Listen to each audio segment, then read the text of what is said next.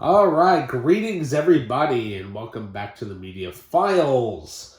So today we have yet another multimedia update. Yep, good old Blu-ray and DVDs, and of course a TV set. Yeah. Okay, so first up we have a movie that I have not seen yet, part of Jake Gyllenhaal's filmography.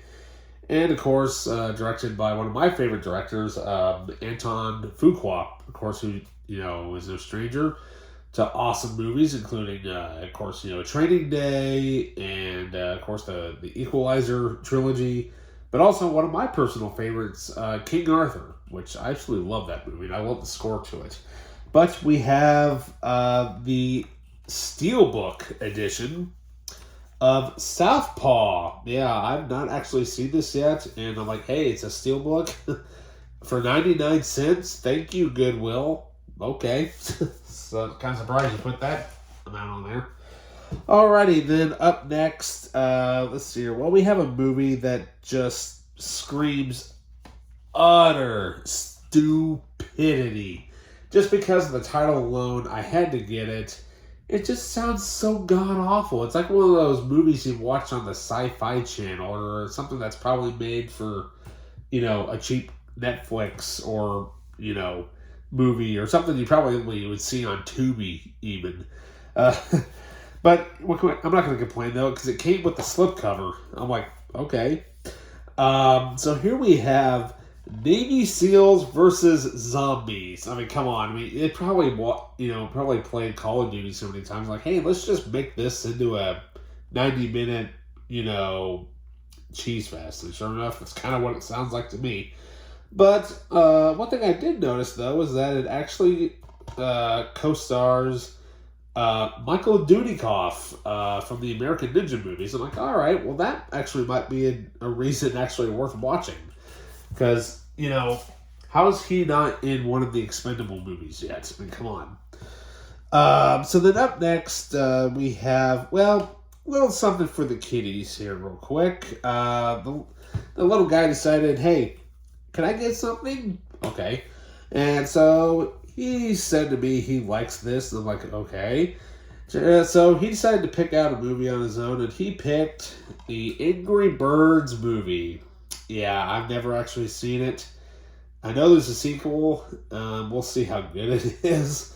Yeah, all I know is that it's based off the game, which is actually no longer here by now, because the guy decided, I don't want to update it. Oops.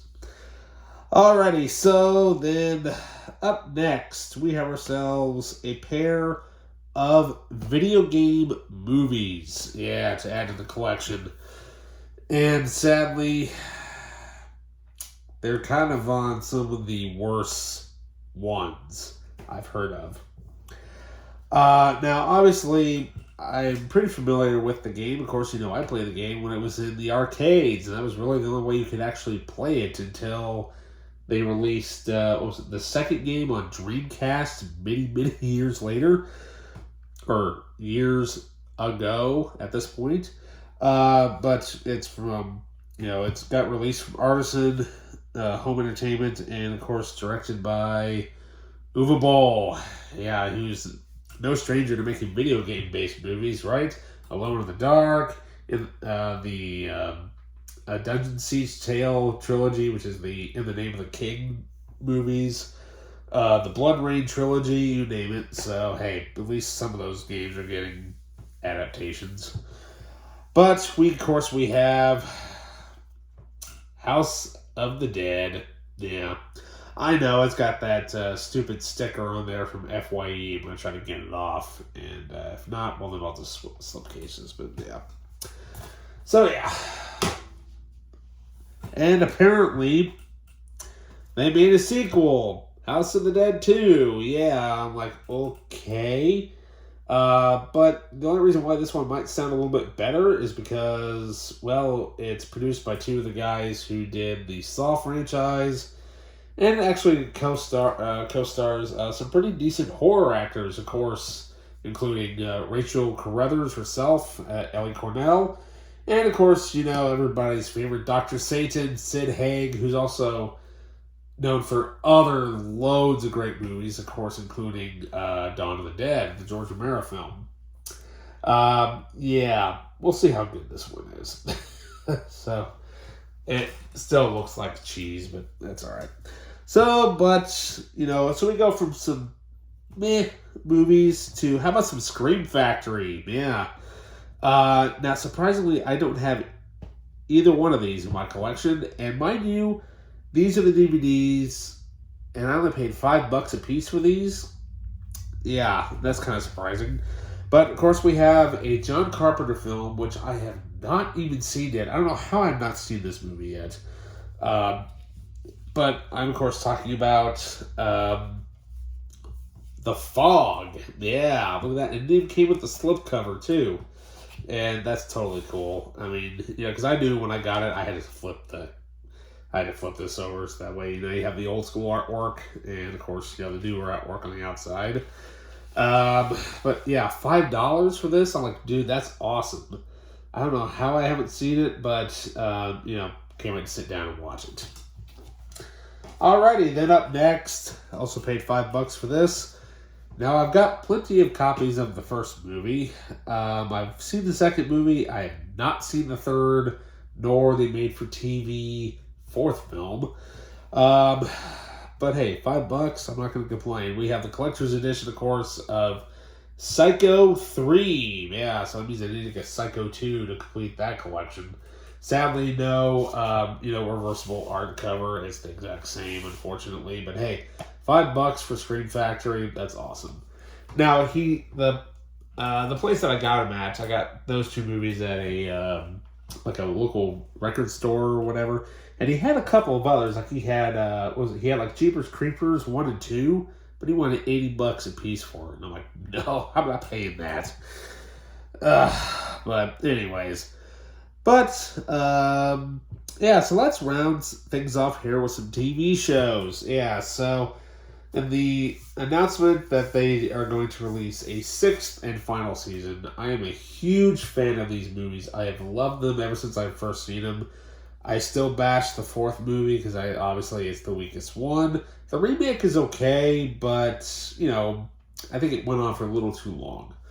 But then when they announced they're going to do a TV show, basically 34 years after the original movie, that's awesome. So here we are, 4 seasons in. I'm loving it. Trying to find the 5th season, and I found it. I'm, of course, talking about Cobra Kai Season 5. Yeah, now I've got Seasons 1, 2, and I believe it's 3 or 4. I can't remember which one. I think it's downstairs somewhere. But have not watched this season yet and can't wait to watch it. Thankfully for Netflix, I can figure out which season it is that I haven't watched yet. Watch that, then I'll watch this. But I'm just absolutely loving what they're doing with this series. And they're keeping the continuity of not just the OG characters, but also the newer characters and stuff too. So, yeah. And supposedly in the works, there is a sequel or a new Karate Kid movie in the works with, of course, LaRusso and also Jackie Chan's character from the remake. So we'll see how that actually goes. See how they managed to connect both films together. Now, if they can somehow manage to get Hilary Swank to show up somewhere on the last season, then everything would be all connected. That would be awesome. That's like the only character left that they haven't really brought into the series, as far as I know. But speaking of last seasons, I have not watched this yet. What can I say, though? I remember when they first started coming out with this, I'm like, sweet, a really dark DC, TV series, and I'm like, sweet. I've only got like, after this one, I have half the show. I've got season 2. I still need to get season 1 and season 3.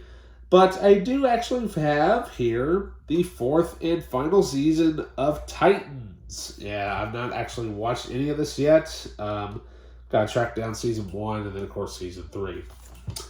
Alrighty, and finally, this one was a reacquisition. Several Christmases ago, my wife actually surprised me with literally not 1, not 2, not 3, but all 6 seasons of this show. And when I was transferring a lot of my DVDs from cardboard boxes into totes, this set was on the bottom of a box. It was completely ruined with mold and was destroyed. That peeved me off with a passion. Yeah. Note to self, never put DVDs in a basement with cardboard boxes. Put them in totes. Yeah. Anyways, so, but not only that though, she also got me, what was it, pretty much the complete series of all of Voyager and all of Deep Space Nine. Mind you, all of those sets were literally 70% off or 75% off at the time when that sale was going on. That was awesome.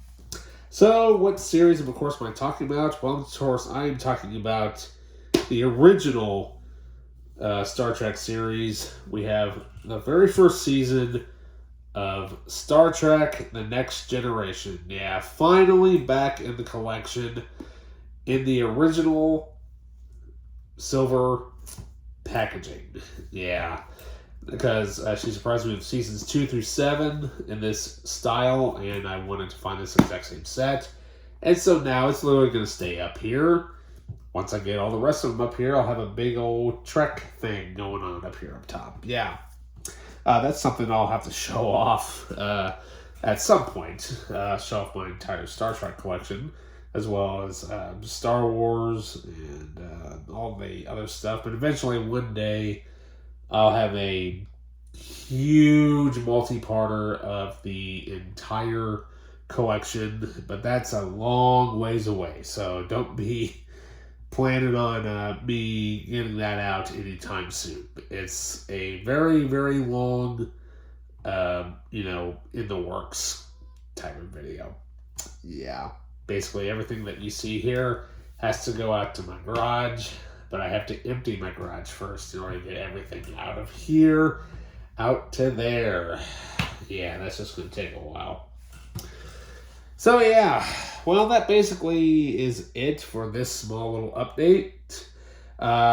So with that, don't forget to like, subscribe, hit that notification button, and with that, I'll see you guys next time. See ya.